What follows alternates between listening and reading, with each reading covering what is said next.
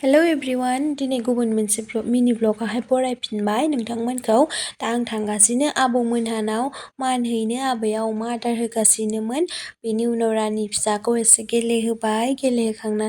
ओंखाम सोंखाम जाबोबाय बिसिनावनो नेक्स्ट मर्निंआव आङो बुटजोंनो जागायजेनबाय जेबो जायाखैमोन आबौआ खामानि मावगासिनो आरो ओरैजाय आइया फिथा सावगासिनो आबैयाबो बैसागु मोसानो रेडि जागासिनो देलायखांनानै बैसागु मोसानो ओंखारलांबाय ओरैजाय आङो कलेजाव थांनो ओंखारबाय थानायावनो आगै उन्दै मोना मोसाफैबाय बिसोरखौ नुनानै आंबो मोसानो लुगैलायदोंमोन आरोना ओमफ्राय आङो खामानिनि थाखाय फैनांनानै मोसानो मोनासै ओंखारबोनानै आङो ट्रेफिकआव दसे नेनांबाय बेनि उनाव खामानिखौ फोजोबखांनानै आङो न'नि फारसे ओंखारलांबाय थांनायनि सिगांनो मन्दिराव एसे हाबबाय मन्दिराव हाबखांनानै आङो न'आव सहैगौ मानि गोबाव जाबायमोन मोनानायखाय मोसानो थाङासै आरो मोसानो ओंखारदोंमोन थेवबो रिल्स बानायनानैनो थाबाय आङो नोंथांमोनाबो नायनोबा इन्स्टाग्रामाव थांनानै नायहैनो हागोन गोजोन्थों बाय बाय